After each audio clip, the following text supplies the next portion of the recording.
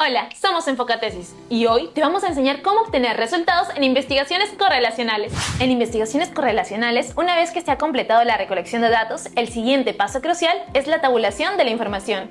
En este tipo de estudios se suelen emplear cuestionarios utilizando la técnica de encuestas. Los cuestionarios generalmente se estructuran con una escala de Likert, que puede ir del 1 al 5, del 1 al 6 o del 1 al 3 dependiendo del tipo de escala, larga o corta.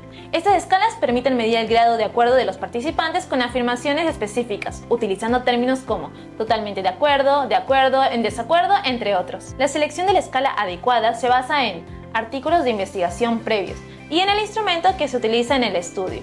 Una vez recolectados los datos, se tabulan y se analizan habitualmente con software como SPSS, lo que permite un análisis estadístico detallado de la información. Ahora, ¿de qué manera se realiza la recolección y análisis de datos? Esto varía según los objetivos de tu investigación. A manera de ejemplo en lo que es recolección de datos, en una investigación correlacional el cuestionario se aplica a una muestra específica, que podría estar compuesta por enfermeros, médicos, ingenieros, trabajadores de una empresa o entre otros. Los datos obtenidos a través de las encuestas se conocen como recolección de datos o recopilación de información, términos que son sinónimos en este contexto. Una vez recolectados los datos se realiza la tabulación. Esto implica asignar valores numéricos a las respuestas facilitando el análisis cuantitativo. Por ejemplo, si un encuestado responde casi siempre en un ítem, este tendrá un valor de 4 y si responde siempre, un valor de 5.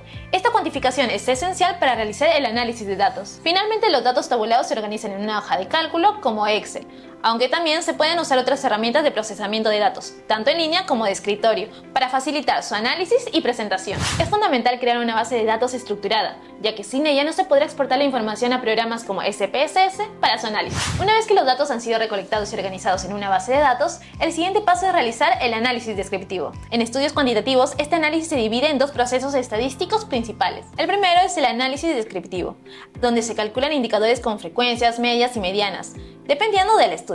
Para eso se pueden utilizar herramientas como Excel o SPSS. El segundo proceso es el análisis inferencial, que se utiliza para comprobar las hipótesis planteadas en el estudio.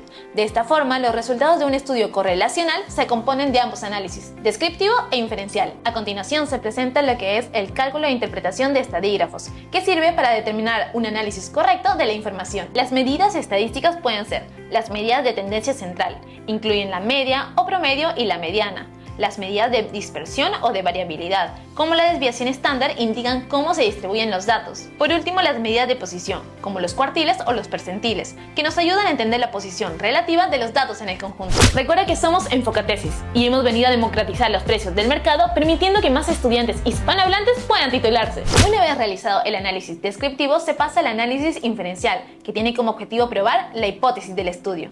El primer paso en este proceso es evaluar la normalidad de los datos, es decir, determinar si los datos siguen una distribución normal o no. Esto se hace a través de una prueba de normalidad, lo que nos indica si los datos son paramétricos o no paramétricos. Si los datos no siguen una distribución normal, se utilizan pruebas no paramétricas, y si siguen una distribución normal, se aplican pruebas paramétricas. Para determinar cuál prueba utilizar, se elige entre Shapiro-Wilk o Kolmogorov-Smirnov, dependiendo del tamaño de la muestra. Si la muestra es menor a 50, se usa Shapiro-Wilk. Si es mayor a 50, se opta por Kolmogorov-Smirnov. Después de verificar la normalidad, se seguirá los siguientes pasos para verificar la hipótesis. Primero, plantear la hipótesis. Luego, fijar el nivel de significancia, que normalmente se establece en 0,05, lo que indica un margen de error del 5%. Luego, se selecciona la prueba de hipótesis adecuada según los datos disponibles para aplicar la prueba utilizando el software y comparar el p-valor con el valor de alfa, para determinar si se acepta o rechaza la hipótesis. En la prueba de asociación para dos variables, la elección de la prueba a utilizar depende de la normalidad de los datos. Si al menos una de las variables no sigue una distribución normal, se aplica la correlación de Spearman. Por ejemplo, si estamos analizando la relación entre la productividad y la atención al cliente y los datos de la productividad siguen una distribución normal, mientras que lo de atención al cliente no, se utilizaría Spearman para medir la correlación. Por otro lado, si ambas variables tienen una distribución normal, se aplica la correlación de Pearson. Así, la elección entre Spearman o Pearson depende de los resultados del análisis de normalidad de las variables. Y en cuanto a las etapas de análisis de datos en alcances correlacionales, puede existir aquí también solo correlación analizándose mediante Spearman, o también puede evaluarse con la correlación de Somers, donde se ve correlación y dependencia correspondientes a las variables analizadas. Para ilustrar lo explicado, tomemos un ejemplo con un cuestionario. En este caso tenemos 24 ítems y 32 encuestados, quienes respondieron a cada una de las preguntas. Cada respuesta se codificó de acuerdo con la escala de Likert. Por ejemplo, siempre se asignó un valor de 5, casi siempre un 4, y así sucesivamente. Con todos los datos organizados, se pudieron analizar las respuestas de manera estructurada. Los ítems se agruparon en dimensiones. Los ítems del 1 al 6 correspondían a la dimensión 1, los ítems del 7 al 12 a la dimensión 2, y así sucesivamente.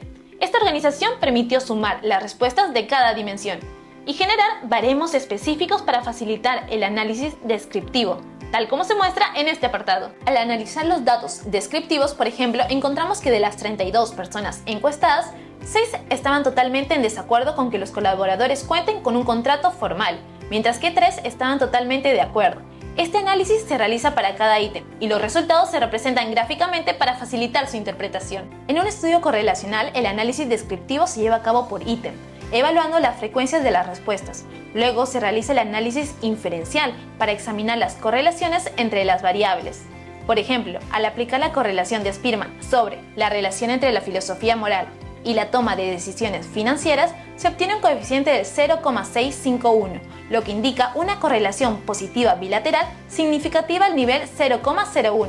Este tipo de análisis permite obtener conclusiones valiosas sobre la relación entre las variables del estudio. Somos Enfocatesis, tu camino directo a la titulación.